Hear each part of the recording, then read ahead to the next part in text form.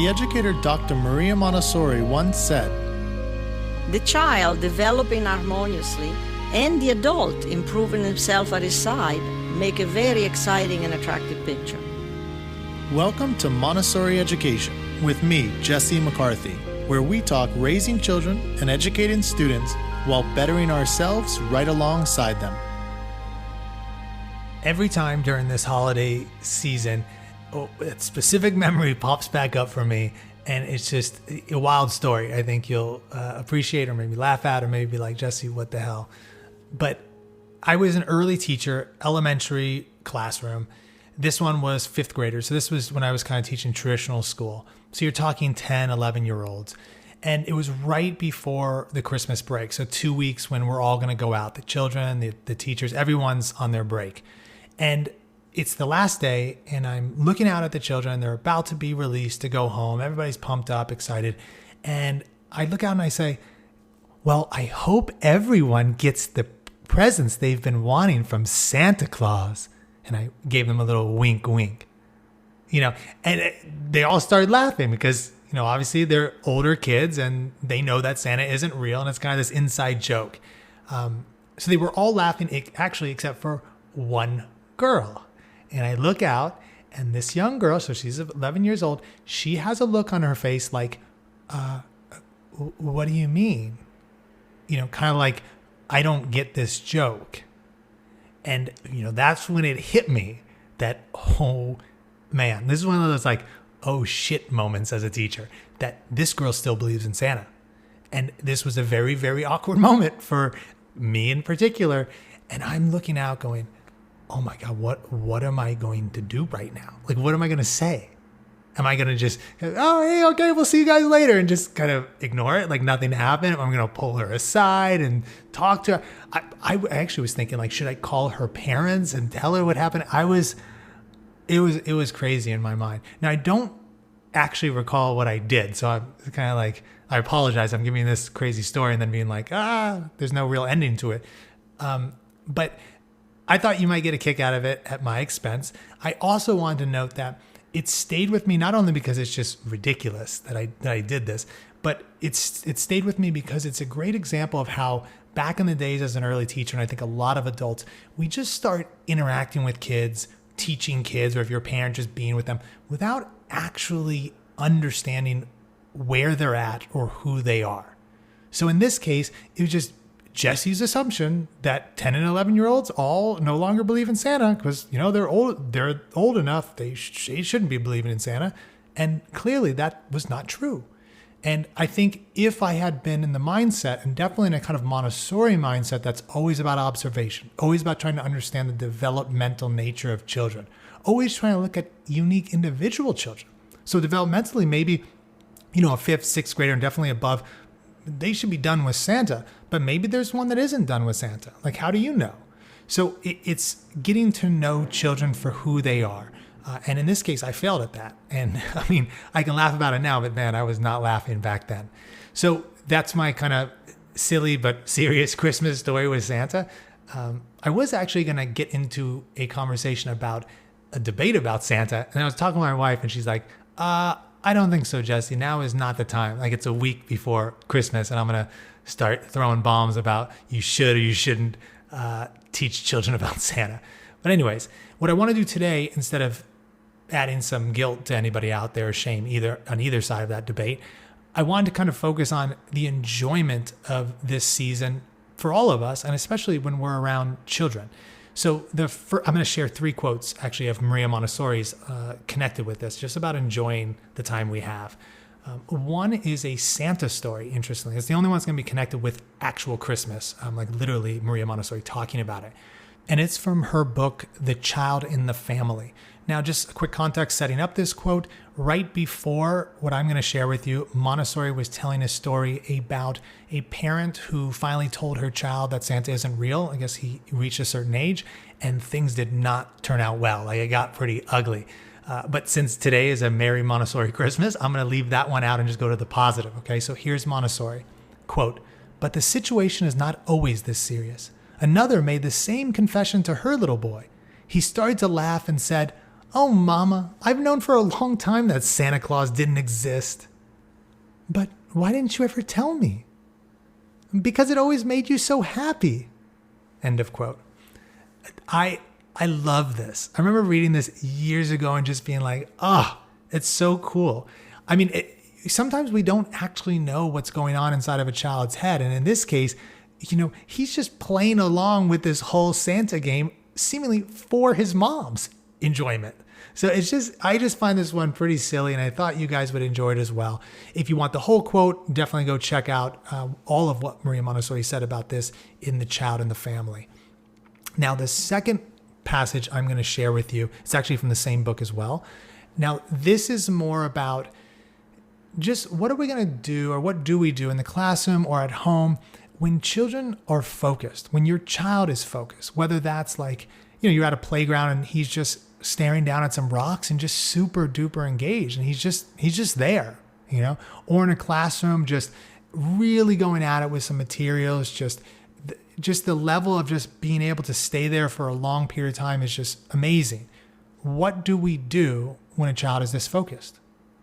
And Montessori's answer is pretty simple. She just says, nothing. Like literally, that's what she says. And then she goes on, quote, "We have exerted the effort to get him the things he needs. Now we must learn to take ourselves in hand and watch from the sidelines, following him at a distance, neither tiring him with our intervention nor abandoning him."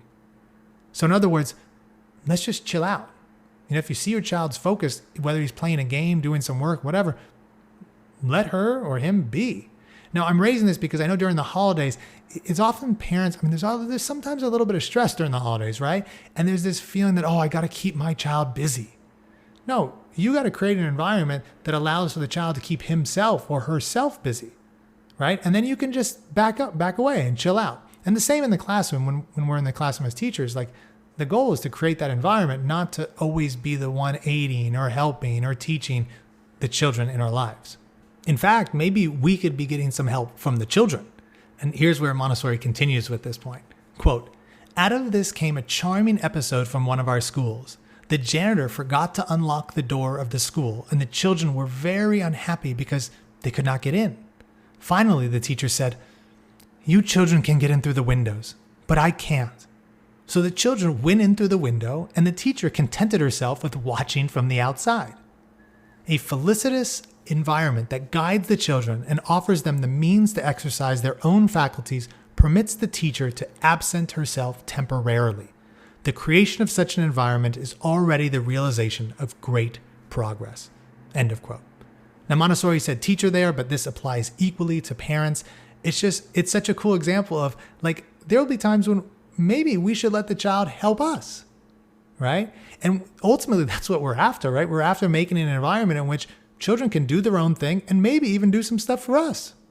That's kind of cool because they love it that, oh man, we're the ones that got in here on our own. This is exciting. I actually remember a story with this. So again, when I was back in old school, traditional school, I was doing a lot more reading and understanding and observing in Montessori. And I know that it was just seeping into my mind, like, okay, let the child be more independent. How can he help you?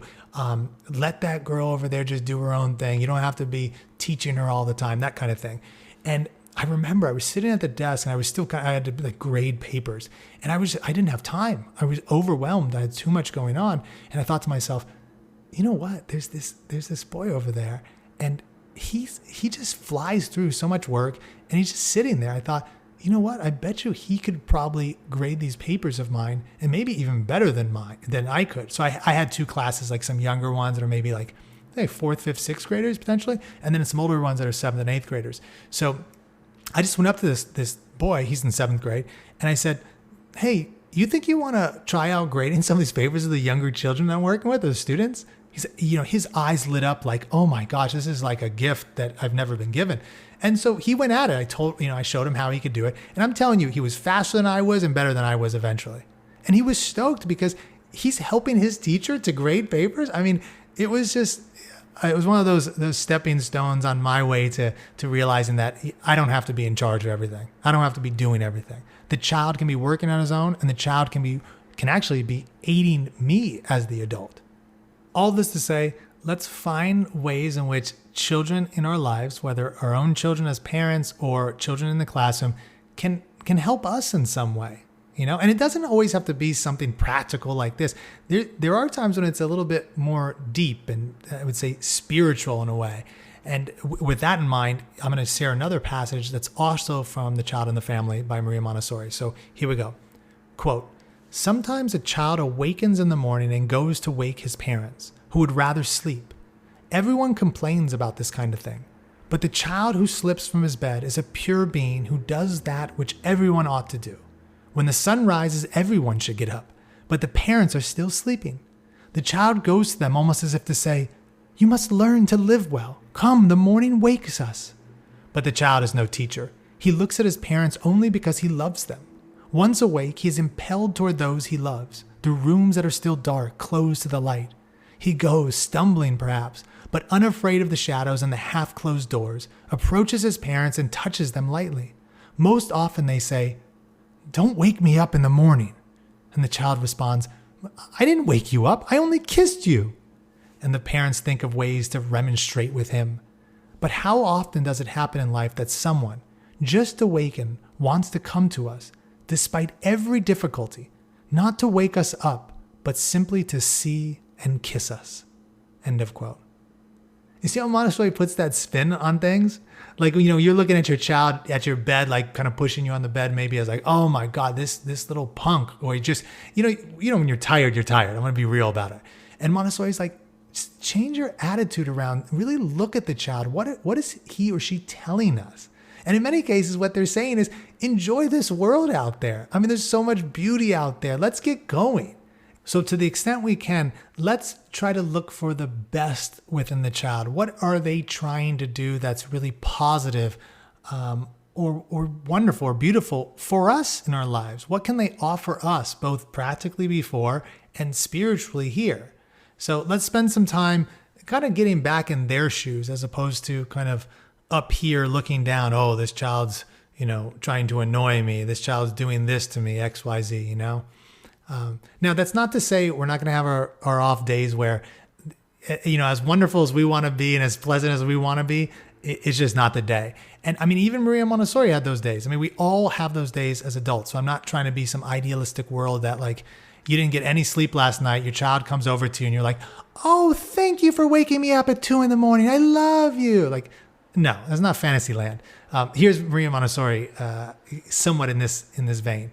Quote, "I have myself sometimes been too severe with a child." End of quote.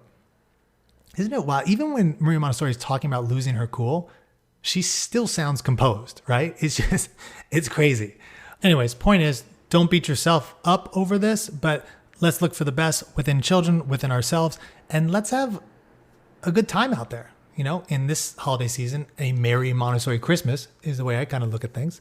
And that's really it. So, I just wanted to basically share a funny story and kind of embarrassing for me with that whole Santa thing in the beginning. I hope I didn't scar that child for life with that story.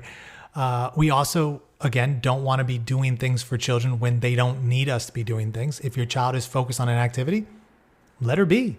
She's enjoying herself. We don't need to go over there and say, "Oh, good job," or "Hey, hooray," or sit down next to her. Like, she's doing her thing. Let's chill out. Let's enjoy. Let's enjoy what she's up to. And again, maybe they can help us. I mean, in the Christmas time, this holiday season, whether you celebrate Christmas or not, whatever you're doing during this break, if you have a break, let's get our children around us to help us. One simple thing is obviously cooking. What can they do in the kitchen to help us? If you're having family over, what can they do to prepare for them to come over? Clean, set the table. I don't know, buy stuff at the store if they're older. All sorts of things. They could do it if they're really young. They could maybe put a fingerprint on a card, like a placeholder on the table for seats. I don't know. You guys figure it out, but let them help us in some way, And then the last thing is, let's just find that spiritual element in children that lightens up or brightens up all of our lives. Like, look to that and let's be more childlike in that enjoyment of the world we got. And this maybe being verse like, just being combative with people, negative with people. If you got your family over, just be careful. It's not bitterness and arguments. Let's look for the best. And sometimes when we look to the child, they can help us to do that. So that's really what I want to get out to you today. I wish everyone out there a great Christmas, or if you're celebrating something else, a great that to you.